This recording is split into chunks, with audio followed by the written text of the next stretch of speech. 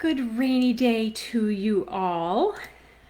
How is everybody doing? Are you all surviving this wet weather? Hopefully you're not drowning in it. I wanted to come on and chat with you for a little bit, talking about, in particular, leash walking. I had a client about a month or two ago that came to me to work on leash walking, and the dog was pretty excitable about being on leash. And in the first session, we didn't really do anything that involved walking the dog on leash. And it was kind of funny because the client had a little bit of, not really a problem with it, but you could tell that they were like, yeah, so next session, can we work more with leash walking? And so we had to talk about that. And I said, absolutely, we'll start incorporating new exercises. But the truth of the matter is, like, to work on leash walking, like, there's so much involved in it. It's not just as simple as putting the dog on leash and going and then expecting them to eventually figure out where we want them to walk. One of the biggest things that I encourage people to think about is when you're going for a walk, especially if it requires your dog to be on leash, is to think about who the walk is actually for. So if you're going for a walk for you and you want your dog to come along, that is very different than going for a walk for your dog, or to go for a walk to be with your dog. And it matters because there are very different expectations in either of those walks. If it's a walk for you, like, you're going because you want to probably get your heart rate up, you want to get your 20 minutes in of like cardio or whatever it is, and you want your dog to not slow you down. But if it's a walk for your dog, then we need to be willing to give, right? We need to be willing to let them decide what they want to do on their time out. So does that mean they want to just sniff for 10 minutes? If that's the case, maybe it takes them 10 minutes to cover 15 or 20 feet of ground. This is why it's important to know, is the walk for you or for your dog? Because if it's a walk for you, that's just going to drive you completely insane that your dog is taking forever to even move. But if it's a walk for your dog and that's what they're choosing to do, then so be it, right? And then you can kind of have that fine balance where it's like, well, I want to walk for me, but I also want to walk for the dog. Then you need to be able to kind of wrap your mind around that and think, okay, we're going to walk, get our heart rates up, but I am also going to allow my dog to stop and sniff, if that's what he so chooses to do.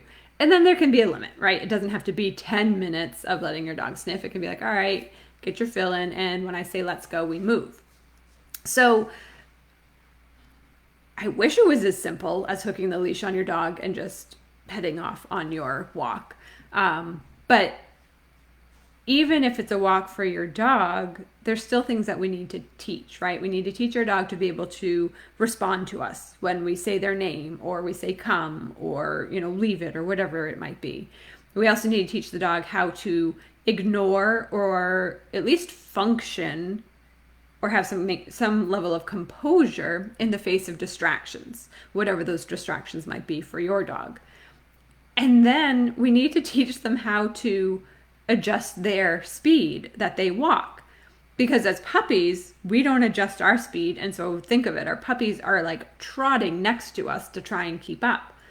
Well, then for larger breed dogs, when they grow up, now we're going slow. And they said, well, we're supposed to trot on walks. And this is kind of how we get into some dogs that pull, because we've basically taught them to move quickly on walks from the very beginning. So we need to teach them how to vary their speed and match ours, and overall just move with you and be connected. So if you can think of leash walking sort of as like a dance with your dog, it's going to look better if you guys are connected and you can kind of move in unison. Yes, I know there might be the argument that someone always has to be the lead in dancing, but you can still have a really good dancer who tries to lead, and if it's not clear to the other person who has maybe no history of dancing, you're going to be able to tell. They're going to be lost, confused, and they're going to be fumbling and stepping on them. So stepping on feet. So if that's like the equivalent to us being like, we're the leader, we need to show our dogs how to walk, then there's the dog that's circling around you and tangling you up on leash. They're going from left to right. They're zigzagging all over the place. They're pulling out ahead, and then they're stopping to sniff, and it's just kind of a mess, right? So leash walking is not as simple as just hook your dog on a leash and go. And so there is more to work on than that. So if leash walking is a struggle, then you might want to first stop walking, unfortunately. Find a different outlet for your dog, because if you're going for walks and your dog is just pulling for those 20 minutes or however long you're out there with them, can't be that enjoyable for you. It's probably very frustrating for your dog, and it's not really relieving them of any of that pent-up energy. So you'd be better off to find a different outlet for energy, a different way to get them exercise, while you work on some of these other things that are required to be able to do nice leash walking with your dog. So that's kind of what I wanted to hop on and say. And it doesn't apply just to leash walking. It really applies to all different kinds of behaviors. Coming when called is not just as simple as your dog returning to you. There's lots of other little behaviors in there that you have to teach in order to get a successful recall. Teaching your dog not to jump on people. It's not just as simple as hollering no at your dog or telling them off. There's other things that need to kind of be put into place to teach your dog what is appropriate. So in the dog training world, we call these very generalized terms lumping.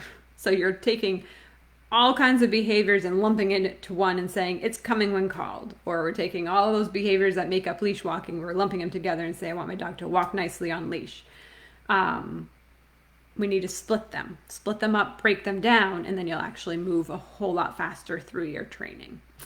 So yes, Kirsten, absolutely. Rainy days are perfect for inside activities and short little sessions. And that's another kind of, not necessarily misconception, but that training has to take substantial amount of time or, hours out of your day. But you're going to be doing so much better if you just do a few minutes here, a few minutes there, and kind of just blips of time throughout the day. And then if you do that more consistently than doing a huge block of training time, like you train for 20 minutes and then do nothing else the rest of the day, you might be one of those people out there that, not you in particular, Kirsten, but people listening, if you find that you do big blocks of time and then you struggle to get your dog to pay attention to you at other times of the day, that tells me that there's not enough training happening at other times for your dog. That they know we're in a training setting, so I'll listen, I'll work, I'll do exactly what you want, and as soon as we stop, it doesn't matter to pay attention to you. And again, that can be really frustrating and a huge struggle, especially when it comes to distractions and people. If your dog loves life and people, then that's where it can be really, really challenging to try and get and maintain your dog's focus. So I'm probably actually going to be having a challenge, another challenge. Some of you did one with me at the end of last year, beginning of this year. I'm going to do another one, probably end of this summer, that is going to help get your dogs to stop jumping on people in as little as 3 days. It's doable, I promise. So stay tuned for that. If you haven't jumped on my newsletter on my website, do that, because that's where the information is probably going to go out to first. So so that's it for the rainy day. Chatted a little bit longer than I intended, but hopefully that kind of gives you some things to think about when you're out and about with your dog.